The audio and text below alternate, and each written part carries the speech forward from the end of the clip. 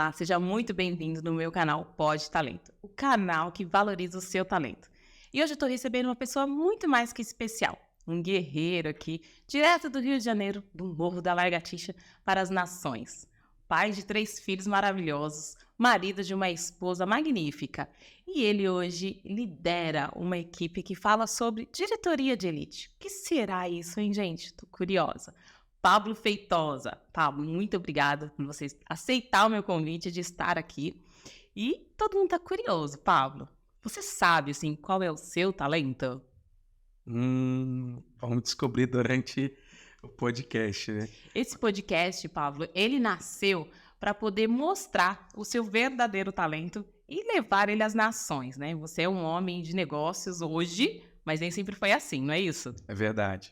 E Conta é um um pouquinho aí. prazer imenso estar aqui participando desse podcast que é um sucesso, não só em São Paulo, mas no Brasil inteiro. E aqui eu quero compartilhar um pouco da minha vivência, da minha experiência, da minha trajetória junto com vocês. Pablo, você tem hoje um grupo que chama Diretoria de Elite. Mas Exato. nem sempre foi assim, né? Você nem sempre foi um diretor de elite. Mas eu quero saber por que diretoria de elite. Diretoria de elite não tem a ver com o cargo, tem a ver com a mentalidade. O que é um diretor? Diretor é aquele que decide. Decide o quê? Decide querer vencer, decide querer prosperar, decide querer impactar outras vidas e decide, sobretudo, não desistir durante a jornada. Então, a diretoria de elite é uma comunidade empreendedora que atrai homens e mulheres que têm esse perfil, essa mentalidade.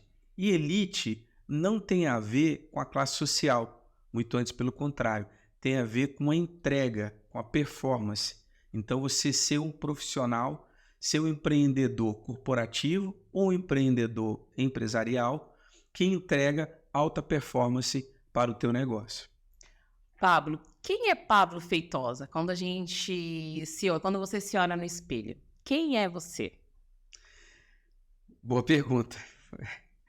Olha, eu sou uma pessoa que durante muitos anos eu tive um complexo de inferioridade, né? Por conta da minha origem, eu sempre tive muito medo, muitos receios. E esse complexo de inferioridade vinha muito por conta das pessoas me subestimarem, né? Através dos olhares, através dos comentários, através das falas. E hoje, quando eu olho para o espelho, eu me sinto uma pessoa abençoada, uma pessoa que transborda a cada dia o melhor, né? Uma pessoa vencedora, uma pessoa que superou, né, todos os obstáculos, que veio da onde que veio, com princípios, com valores e com muita fé, né? Então, quando eu me olho no espelho hoje, eu me enxergo uma pessoa vitoriosa. Pablo, por que essa pergunta? O Pode Talento, ele nasceu de uma ideia minha, porque desde criança, eu já compartilhei isso com você, que eu tinha um desejo de ser apresentadora de televisão. E aí eu não tive oportunidade. E eu sabia que eu tinha um talento, mas assim como você, eu também era uma pessoa muito medrosa, né? Nós temos a mesma idade, nascemos no mesmo ano, e nascemos e temos uma história bem parecida na simplicidade, como na maioria do brasileiro. E tudo está dentro de nós. E eu fui entender o quanto eu ia conseguir ser realizada quando eu olhasse para dentro de mim. Nossa primeira redação, quando a gente vai fazer um processo seletivo, é quem é você. Aí a gente acaba mentindo ali, né? Escreve um monte de coisa, mas a verdade a gente nunca colocou, né? Eu, pelo menos, nunca coloquei de quem sou eu. Aos 38 anos, eu já contei em vários episódios isso, eu vou relatar aqui rapidamente, eu descobri quem era eu.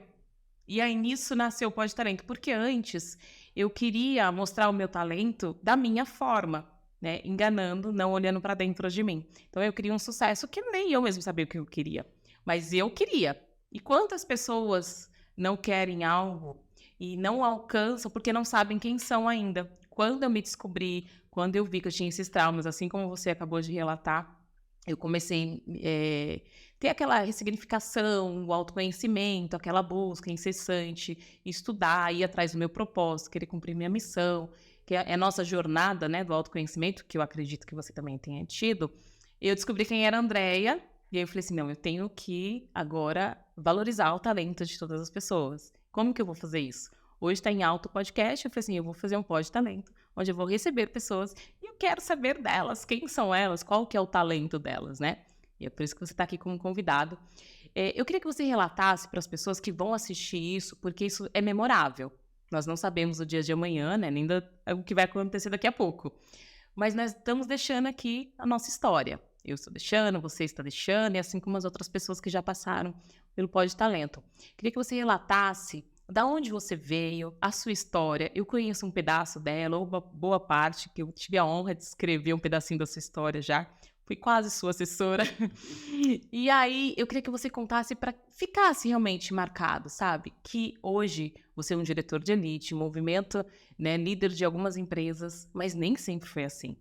Conta um pedacinho do seu passado. Eu nasci no Morro da Lagartixa, no Complexo do Chapadão. Meu pai pedreiro, minha mãe faxineira, eu filho único.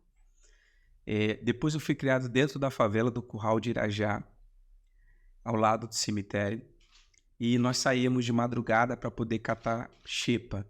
Para quem não sabe, xepa é resto de frutas, legumes e verduras. E foi um período muito difícil na minha vida, né? Porque é você viver em condições muito difíceis, né? Nós morávamos literalmente numa casa muito simples, muito humilde, num barraco, que até quando chovia, a calha estourava dentro da nossa casa, né? E eu fiz para sobreviver, eu fiz tudo dignamente, né? Fui entregador de flores, tomava conta de carro, vendia salgado na comunidade, pastel, enfim, coxinha. No ponto de ônibus vendia bala, refrigerante, enfim, fazia tudo para poder sobreviver dignamente, né? No dia dos finados eu pegava o meu caldeirãozinho ali e ia limpar Catatumba, enfim. Foi quando eu comecei a trabalhar com meu pai como ajudante pedreiro e ali eu aprendi princípios e valores muito fortes, né? Que todo pedreiro ele tem que ter palavra, uma vez que você falou, você tem que cumprir, se deu prazo, você tem que cumprir. Outra coisa, você precisa, faça sol, faça chuva, você precisa estar ali presente, né? E você precisa ter perseverança, porque nem sempre tudo vai sair conforme você planejou. Então ali eu tive um exemplo de um grande homem e de uma grande mulher, que foi a minha mãe, e eu comecei na Casa e Vídeo como estoquista no Menor Carmo. Em 5 anos eu tive 9 promoções. E por que eu cresci muito rápido? Porque eu tive sorte? Não. Eram milhares de pessoas, né? Hoje a Casa e Vídeo tem 5.000 colaboradores, 400 lojas, faturando 3 bilhões, né? Mas eu enxerguei a oportunidade lá atrás, em 99, que essa empresa iria crescer. Ela tinha apenas 60 lojas, 70 lojas. E eu falei, bom, aqui tem uma oportunidade muito grande. Para muitos, o filme Tropa de Elite é uma ficção, mas para mim era a minha realidade. Então eu queria vencer, eu queria prosperar, eu queria mudar de vida, eu queria dar o melhor para meus pais, para minha mãe, né, principalmente. E então foi quando eu ia para o meu trabalho, eu até dormia dentro da loja, né? Eu ficava 3 dias direto, porque era melhor eu ficar lá do que eu voltar. E durante esse percurso, morando em Irajá, estudando em Acari e morando em Botafogo, quem conhece o Rio de Janeiro sabe que esse percurso leva muito tempo, né? São muitas horas em condução, tanto de ônibus quanto de metrô. E eu dormia de 3 a 4 horas de sono por dia. E isso foi quase durante 8 anos da minha vida. Mas eu nunca desisti. Eu sempre empenhei o meu melhor. E quando vinha as dificuldades, porque todas as minhas promoções não foram indicações, foram processos seletivos. Então, para cargo gerencial, para ser assistente, trainee, subgerente, gerente geral, eu precisava fazer processo seletivo para competir com outras pessoas. E às vezes, 1.000 pessoas competindo para uma vaga, 100 pessoas competindo para uma vaga, e eu estava ali, né, dando o meu melhor. E então tudo na minha vida eu sempre entreguei o meu melhor. porque eu sabia quando eu voltava para dentro de uma comunidade. E o meu filho que está aqui, o Samuel, que é o meu filho mais velho, depois veio o João Pedro, que também está aqui. O Samuel hoje está com 19, o João Pedro com 17. E eu tenho uma filha de 14 anos, a Mariana. Eu sabia que eu precisava dar o melhor para os meus filhos. E eu lembro que, junto com a minha esposa, a gente morava numa favela chamada César Maia, onde que as pessoas ficavam se drogando atrás da minha casa, e era um cômodo só, um banheiro e um cômodo. E a nossa cama não dava para montar, então o colchão era no chão, e quando chovia, entrava água, né, nas festas do telhado e também por baixo da porta. E eu morava emprestado, porque eu não tinha casa. Um amigo meu, Carlinhos, me apresentou o irmão dele, o André, e o André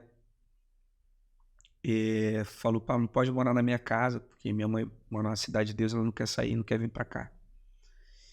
Mas, em meio a toda essa dificuldade, eu nunca desisti. Eu sempre empenhei o meu melhor e eu sempre fiz de tudo para poder mudar aquela situação. Então, como se muda uma situação honesta, né?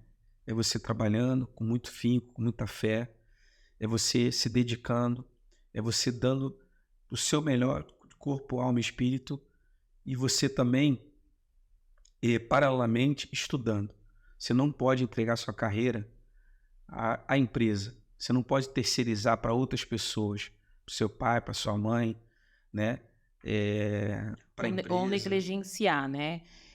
Quando você fala assim, eu entreguei o meu melhor e eu não desisti, eu queria aprofundar mais o não desistir. Eu entendo que é não desistir, jamais. Mãe de 2 filhos, hoje divorciada, tô lutando há algum tempo já, quer dizer, alguns anos. Eu sei o que é não desistir, mas como que você consegue transmitir para quem for assistir o que é não desistir? Porque estamos vivendo na era da experiência, né? Eu, como CX, falo muito de experiência do cliente. E realmente eu vejo empresários, eu ministro treinamentos e palestras no interior para pequeno e médio empresário. E aí eles têm 2 anos de empresa, 3 anos de empresa. O filho acabou de começar a faculdade, não conseguiu aquele estágio tão sonhado, ele já quer mudar de área, já quer fechar a loja. Quando você fala não desistir, como que você consegue trazer essa clareza para quem estiver nos assistindo, assim, o que é não desistir? Porque eu sei o que não é desistir, você sabe, saímos dali, né, da zona de risco e subimos alguns degraus. Mas e quem ainda está na zona de risco? O que você deixa para essa pessoa? Quando eu falo não desistir, é muito importante você analisar 2 fatos importantes. Primeiro, não confundir perseverança com teimosia. E aí é muito importante você ter pessoas, mentores. Hoje está muito mais claro, tem internet, tem várias pessoas que você pode ouvir, se espelhar, né? Eu vejo as pessoas falando de ambiência, né? Você tem que estar no ambiente, se conectar, mas quem vive em uma área de risco, que não tem tempo para poder se conectar, não tem condições financeiras, porque tudo custa.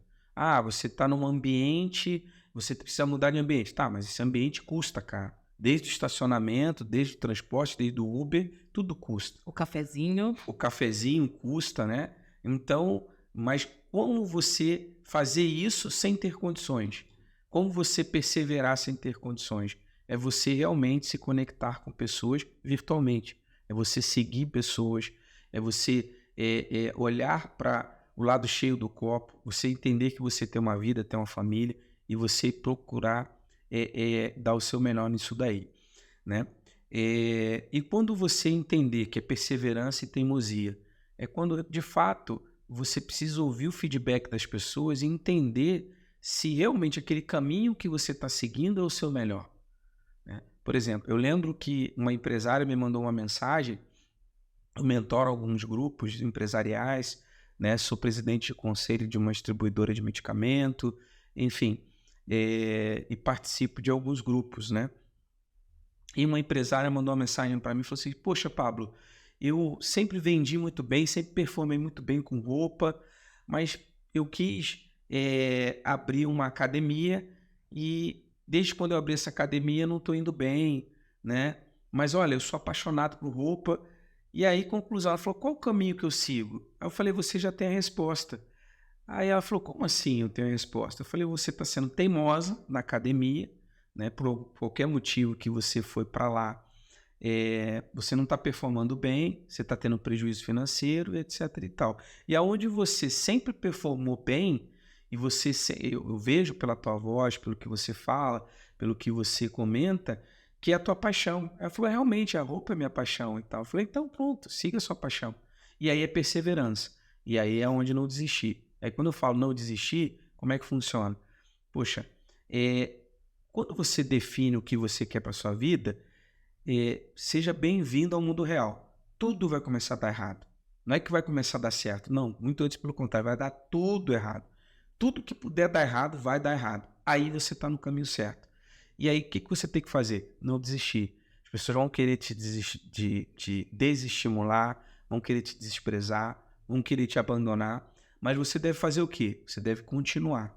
Continuar fazendo o quê? Investindo na sua carreira, investindo em conhecimento, investindo no teu produto, sabe? Dando o seu melhor, pensando, vivendo, respirando e transpirando aquilo que você está fazendo, né? E uma coisa muito importante para mim, todos os projetos que eu faço, eu procuro sempre envolver a minha família, sabe? Porque a minha família precisa entender